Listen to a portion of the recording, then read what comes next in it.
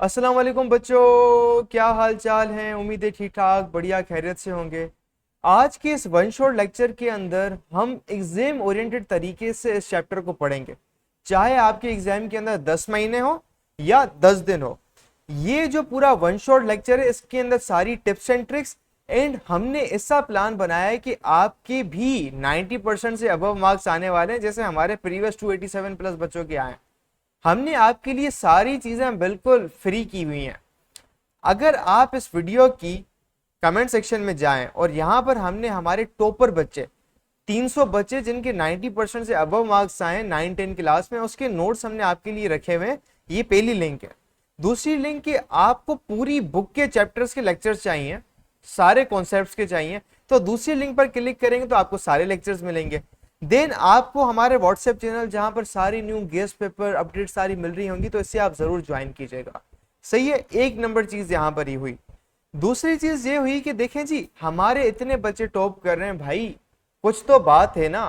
वो बात कैसे, हम सारी रिसोर्सेज आपको दे रहे हैं यूट्यूब पर, तो इसलिए सबसे पहली बात तो हमारे यूट्यूब चैनल को कर लें आप सब्सक्राइब, कि कोई भी नया लेक्चर जो है ना वो आप इसे मिस ना करें। ऑल पे क्लिक कर लें, वीडियो को लाइक करें, देखें जी कितनी मेहनत लगती है, हम आपके लिए कितना काम करें, थोड़ा सा हमारी टीम के लिए आप अप्रिशिएट कर लें।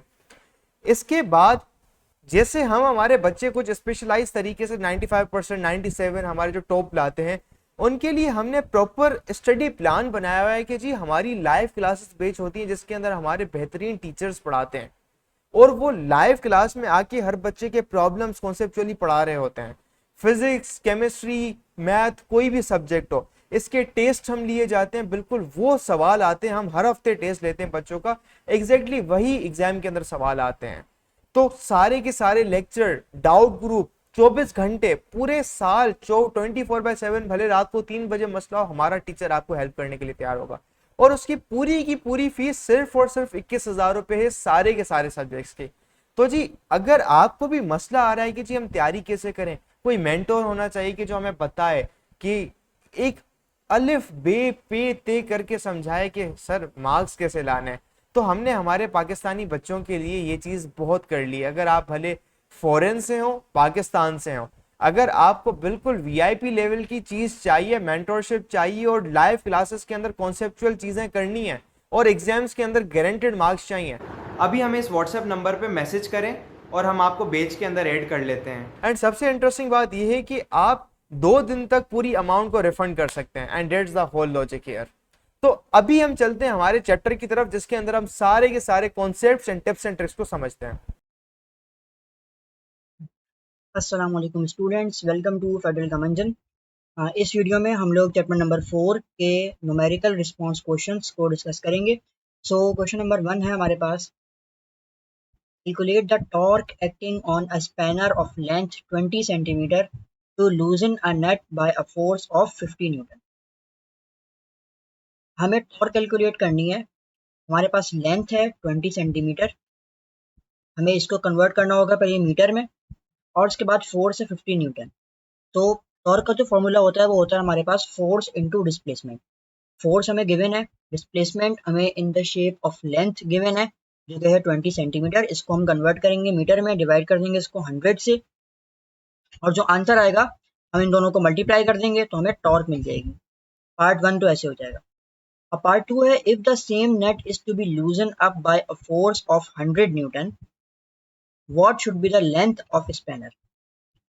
तो हम लोग क्या करेंगे, पार्ट 1 के अंदर हमने जो टॉर्क कैलकुलेट की होगी उसको यूटिलाइज करेंगे in finding the length of spanner in part 2।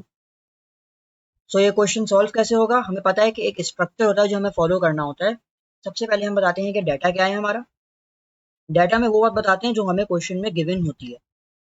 तो हमें यहाँ पे लेंथ गिवन है 20 सेंटीमीटर, ये हमने कन्वर्ट कर दिया मीटर में। फोर्स अप्लाई पहले 50 न्यूटन है, और जो सेकंड फोर्स है वो हमें गिवन है 100 न्यूटन। टॉर्क हमें फाइंड करनी है, पहले 50 न्यूटन के ऊपर कितनी टॉर्क होगी, और फिर उस टॉर्क को यूज करेंगे हम to find the required length of spanner. Formula हमने बताया, टॉर्क होता है एफ इंटू डी। अब सॉल्यूशन है। सॉल्यूशन क्या है हमारे पास, हमने कहा था कि हमारे पास 50 न्यूटन टॉर्क है, हमारे पास लेंथ गिवन है हमें 0.2 मीटर, दोनों को मल्टीप्लाई कर देंगे हमें टॉर्क मिल जाएगी। For part 1। तो हमने दोनों को मल्टीप्लाई किया और हमें आंसर मिल गया 10 न्यूटन मीटर। अब इस टॉर्क को हम यूज करेंगे in finding the length of 100 newton force. Force अब है हमारे पास 100 न्यूटन। सेम फॉर्मूला हम यूज करेंगे। इस फॉर्मूले के अंदर टॉर्क पता है हमें, एफ पता है हमें, और हमें डी फाइंड आउट करना है। तो डी कैसे फाइंड आउट होगा? हम टॉर्क को डिवाइड कर देंगे बाय फोर्स। कैसे करेंगे? Like this. टॉर्क है हमारे पास 10, फोर्स हमारे पास 100 न्यूटन, हम दोनों को डिवाइड किया, आंसर आ जाएगा 0.1 मीटर, जो कि इक्वल होता है हमारे पास 10 सेंटीमीटर के। फिर एंड में हम लिख देंगे एक लाइन सोल्यूशन की, वो क्या है? So the length of the spanner needed to loosen the nut with 100 newton force is 10 centimetre. फिर है question number 2। A long uniform steel bar of length 1 metre is balanced by a pivot at its middle. यहाँ तक question आपको क्या कह रहा है? Question हमें कह रहा है कि एक स्टील बार है, उसकी लेंथ है 1 मीटर, उसको हमने बिल्कुल सेंटर से बैलेंस किया। इसका मतलब है कि दोनों तरफ on the left hand side and on the right hand side हमारे पास 50 सेंटीमीटर है। फिर 2 मासेस हैं, उसको हमने हैंग कर दिया। एक तरफ उसका पिवट से डिस्टेंस जो है m1 का वो है 0.2 मीटर, और जो m2 है उसका पिवट से जो डिस्टेंस है वो है 0.3 metre. Ignoring the mass of steel bar if mass 1 is 0.6 kg find mass 2। अगर मैं इसको पिक्चर इसकी एक दिखाऊं इस फिगर की, तो वो ये हमारे पास 1 मीटर की पिवट थी, सेंटर से 1 मीटर की हमारे पास स्टील बार थी, हमने उसको पिवट कर दिया फ्रॉम द मिडल। एक तरफ 0.2 मीटर है, एक तरफ 0.3 मीटर है। तो अब सवाल ये है कि हम इस m2 को कैसे फाइंड आउट करेंगे? ये कैसे होगा? हमें पता है कि इस टाइम ये जो हमारे पास जो रॉड है, इसको हमें बैलेंस करना है। बैलेंस करने के लिए जो torque left hand side produce होगी और जो torque right hand side produce होगी, इन दोनों का इक्वल होना जरूरी है। सही है? तो हम क्या करेंगे? सिंपल, हम m1 इंटू 0.2 मीटर इसको इक्वेट कर देंगे m2 इंटू 0.3 मीटर से। कैसे वो करेंगे? Like this, m1 d1 is equal to m2 d2। पता है हमें m1 0.6 kg है, हमें गिवन है, हमें d1 भी गिवन है जो कि 0.2 मीटर है। हम इन दोनों को मल्टीप्लाई कर देंगे। हमें पता है कि d2 हमारे पास 0.3 मीटर है। तो ऐसे हमने दोनों को मल्टीप्लाई किया, 0.6 इंटू 0.2, और यहाँ पर m2 फाइंड आउट करना है हमें, और 0.3 हमें गिवन है। 0.3 क्या है हमारे पास? डिस्टेंस है m2 का फ्रॉम द पिवट। अब फिगर भी देख लें, m2 का पिवट के साथ डिस्टेंस है 0.3। तो हमने ऐसे इक्वेशन फॉर्म करी और हमने यहाँ से m2 को फाइंड आउट कर लिया, जो कि आया 0.4 kg। So this was question number 2। Question number 3 है, two masses 250 gram and 100 gram are hanging at position 65 centimeter and 80 centimeter respectively on a uniform meter rod pivoted at 50 centimeter mark as shown। तो यहाँ पे भी हमें same वही चीज बता रहे हैं। हमें कह रहे हैं कि पिवट जो है हमारे पास वो है 50 सेंटीमीटर मार्क पे, मींस मिडिल में पिवट हुआ हुआ है 50 centimetre on the left hand side, 50 centimetre on the right hand side. सही है? और इसकी जो फिगर है हमारे पास वो क्या है? दिस वन, ये फिगर है हमारे पास। सेंटर से ये पिवट हुआ हुआ है। तो दोनों मासेस हैं वो हमें गिवन है, एक हमें 250 ग्राम का है और एक 100 ग्राम का है, और दोनों एक ही तरफ है। अब क्वेश्चन आपको ये कह रहा है कि आपने एक थर्ड मास को हैंग करना है जो कि है 400 ग्राम, और वो आपने ऐसे हैंग करना है, उस पोजीशन पे हैंग करना है कि ये रॉड बैलेंस हो जाए। तो अब ये रॉड बैलेंस कैसे होगी? सवाल ये है, मींस आपको ये डिस्टेंस बताना है कि इस 400 ग्राम मास का इस पिवट से क्या डिस्टेंस होगा कि ये रॉड पूरी बैलेंस हो जाए। इसके लिए हम क्या करेंगे? हमें पता है कि जो हमारे पास यहाँ से टॉर्क जनरेट होगी from the anti clockwise movement, वो इक्वल होगी हमारे पास इन दोनों टॉर्क के सम के। मैंने क्या बोला? मैंने बोला for balance the sum of moments about the pivot is 0। सो दोनों टॉर्क का सम जो है वो इक्वल हो जाएगा हमारे पास थर्ड टॉर्क के। और ये कैसे होगा? हमने टॉर्क 1 पहले रखना है, m1 इंटू d1 और m2 इंटू d2, भाई ये लेक्चर तो तुम बहुत मजे से देख रहे हो, लेकिन तुम्हें पता है कि लेक्चर देखने से खाली 90% मार्क्स नहीं आ जाते। असल में भाई मार्क्स कैसे आते हैं, तो भाई ये लेक्चर देखने के बाद आपने नोट्स खुद के बनाने होते हैं और फिर साथ में आपने प्रैक्टिस भी करने होते हैं सवाल। भाई ये हमारा फेवरेट कोट है, 90% marks don't come from just hard work, they come from consistency, smart strategy and proper revision. भाई स्मार्ट तरीके से पढ़ो, स्मार्ट तरीका ये हमने आपको बताया हुआ है, तो साथ में हम आपको तरीका भी नहीं बता रहे, साथ में हम आपको दे रहे हैं भाई नोट्स। जाओ कमेंट सेक्शन में, नोट्स में से आपको मिल जाएंगे भाई उन बच्चों के नोट्स। 300 बच्चे थे जिनके 90% ज्यादा मार्क्स आए थे, उनके नोट्स वहां पे पड़े हुए, लेकिन साथ में उधर नीचे हमने आपको सवाल भी दिए हुए प्रैक्टिस के लिए। ये यहाँ पे पूरी गूगल शीट पड़ी हुई है भाई, यहाँ से जाके सवाल प्रैक्टिस करो। खाली ऐसा कुछ नहीं होता कि हाँ हम लेक्चर देखेंगे हमारे मार्क्स आ जाएंगे, नहीं भाई, नोट्स पढ़ने होते हैं और साथ में इनकी प्रैक्टिस भी करनी होती है सवालों की। ये टॉर्क 2 है और m3 इंटू d3 ये टॉर्क 3 है। इसको सॉल्व करते हैं। अब ये कैलकुलेशन यहाँ पर कैसे कर रहे हैं देखें, 0.25 इंटू 65 माइनस 50, इसका मतलब क्या है? इसका मतलब ये है, आप 250 ग्राम को देखें, इसको आपने कन्वर्ट किया पहले किलोग्राम में, तो आपने डिवाइड बाय 1000 कर दिया, ये हो जाएगा 0.25। इसका पिवट से डिस्टेंस कितना है? आप देखिए पिवट 50 पर है और 65 पे आपका ये मास हैंग कर रहा है। इसका मतलब है कि ये डिस्टेंस आपका है 15 सेंटीमीटर है, और इसको आप मीटर में चेंज करेंगे तो ये हो जाएगा 0.15 मीटर। यहाँ पर यही चीज कर रहे हैं, 65 माइनस 50 हमें आंसर देगा 15। ये किसने हमें आंसर दिया 15। इसी तरीके से 0.1 को हम किससे मल्टीप्लाई करेंगे? 0.1 आपका है 100 ग्राम वाला मास, ये आपका 80 पर है, पिवट 50 पर है, डिस्टेंस कितना हो गया? 30 हो गया। तो 80 माइनस 50 आपको दे देगा 30। इसी तरीके से D3 आपको फाइंड आउट करना है, जो कि आपके मास 3 का डिस्टेंस होगा, ये फाइंड आउट करना है आपने। और आपका ये मास कितना है? 400 ग्राम, मतलब 0.4 kg। तो आपने 0.4 यहाँ पे पुट कर दिया। अब इस इक्वेशन को फिर आप सॉल्व कर लेंगे, हमें D3 फाइंड आउट करना है। 0.4 यहाँ मल्टीप्लाई हो रहा है, यहाँ पे जाके डिवाइड हो जाएगा और हमारा D3 आ जाएगा 16.875 सेंटीमीटर। ऐसे हम लोग मोमेंट ऑफ फोर्स जो होता है, टॉर्क जो होता है, उसको फाइंड आउट करके क्वेश्चन सॉल्व करेंगे। तो क्वेश्चन नंबर 4 है, यहाँ पे आपको सेंट्रीपिटल फोर्स फाइंड आउट करनी है। A car weighing 1200 kg enters a roundabout with a diameter of 60 meters at a speed of 25 km per hour. Calculate centripetal force acting on the car as it navigates the curve. कभी भी आप लोग numerical करने बैठे, golden tip है, सबसे पहले आपको जो क्वांटिटीज गिवन है आप उनको SI यूनिट के अंदर कन्वर्ट कर लें। अगर आप कन्वर्ट नहीं करेंगे आपका आंसर गलत आएगा और मार्क्स कट जाएंगे। तो SI यूनिट में कन्वर्ट कैसे करेंगे? यहाँ पे देखिए मास केजी में है, डायमीटर 60 मीटर है, स्पीड देखें आप 25 किलोमीटर पर आवर है। हमें पता है कि स्पीड की यूनिट होती है हमारे पास मीटर पर सेकेंड। किलोमीटर पर आवर से मीटर पर सेकेंड में कैसे जाते हैं? 25 मल्टीप्लाई बाय 1000 डिवाइडेड बाय 3600। तो ये देखिए 25 मल्टीप्लाई बाय 1000 डिवाइडेड बाय 3600, आप कन्वर्ट करेंगे तो ये आ जाएगी 6.944 मीटर पर सेकेंड। ये आ जाएगी आपकी स्पीड।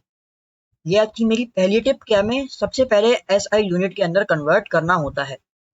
दूसरी टिप क्या है? आप ये देखें आपको फाइंड आउट क्या करना है। जो फाइंड आउट करना है सबसे पहले उसका फॉर्मूला अपने दिमाग के अंदर लेकर आए। आपको फाइंड करनी है सेंट्रीपिटल फोर्स। सेंट्रीपिटल फोर्स का फॉर्मूला क्या होता है? वो होता है F is equals to mv square divided by r। m होता है हमारे पास मास, गिवन है। v होता है हमारे पास वेलोसिटी या स्पीड, हमें गिवन है, हमने फाइंड आउट कर ली 6.94। और r है हमारे पास रेडियस। क्या इस क्वेश्चन में हमें रेडियस गिवन है? नहीं गिवन, हमें गिवन है डायमीटर।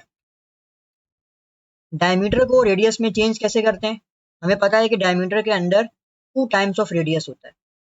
तो अगर हम इस डायमीटर को हाफ कर देंगे तो हमें रेडियस मिल जाएगा। तो डायमीटर कितना है? 60 मीटर, रेडियस कितना हो गया? 30 मीटर। अब हमें मास भी पता है, हमें आर भी पता है, हमें स्पीड भी पता है। सिंपल वैल्यूज को प्लग इन करना है और आंसर निकालना है। सॉल्यूशन क्या हो जाएगा? फॉर्मूला आप यूज कर रहे हैं mv square divided by r,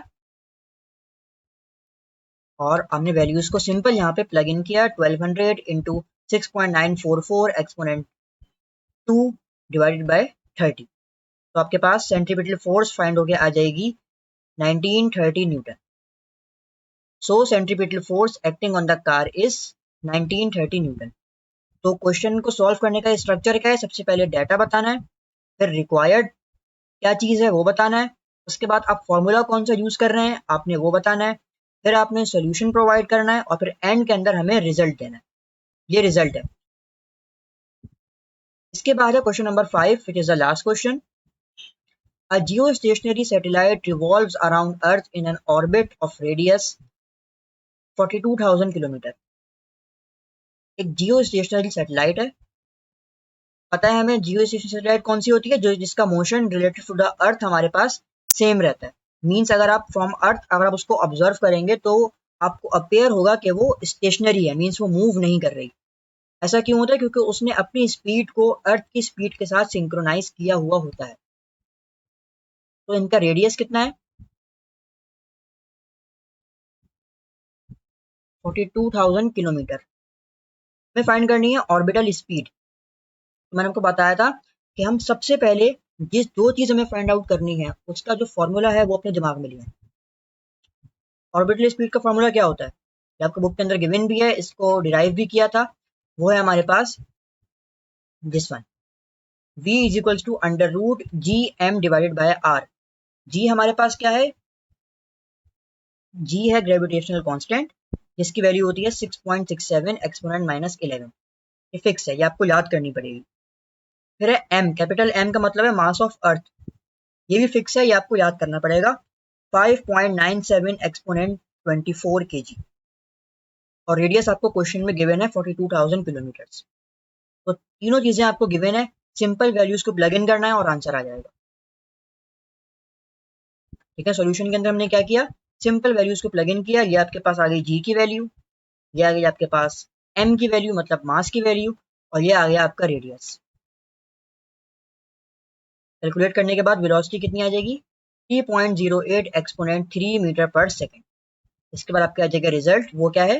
तो the orbital speed of satellite is 3.052 kilometre per second. So that's all from today's video. हम लोगों ने चैप्टर नंबर 4 के जो न्यूमेरिकल रिस्पॉन्स क्वेश्चन से पांचों के पांच इनको डिस्कस कर लिया। Thank you very much. अल्लाह हाफिज। तो उम्मीद है आपको लेक्चर यहाँ तक समझ आ गया होगा। एक जो बात है जिसकी वजह से हमारे इतने सारे बच्चों के 90% अबव मार्क्स आते हैं, उनको एक चीज पता होती है, वो होती है एग्जाम के अंदर लिखे कैसे जाते हैं। और ये जो चीज है ना, एग्जाम के अंदर लिखना, एग्जाम राइटिंग मेथड सेशन, ये हम हमारी बैच के अंदर करवाते हैं। सही है, बच्चा बैठ के सवाल कर ले, लेक्चर देख ले, कुछ भी कर ले, अगर वो उसको एग्जामिनर अगर उसको लिखना नहीं आता तो एग्जामिनर उसको मार्क्स ही नहीं देगा। तो हम उसको ऐसी टिप्स एंड ट्रिक्स देते हैं तो भाई एग्जामिनर जो चेक करने वाला है ना, वो मार्क्स काट ही नहीं पाएगा। जब काट ही नहीं पाएगा तो आपका तो टॉप बनना पक्का है।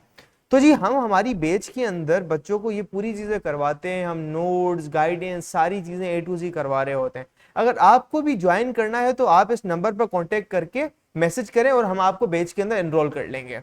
इसके अलावा अगर आपको क्या चाहिए, फ्री में नोट्स चाहिए, फ्री का मटेरियल चाहिए, तो यहाँ पर डिस्क्रिप्शन में सारे के सारे लेक्चर्स की लिंक, सारे के सारे नोट्स की लिंक, सारी की सारी चीजों की लिंक्स गिवन है। तब तक के लिए अल्लाह हाफिज, टेक केयर, गुड बाय बच्चों।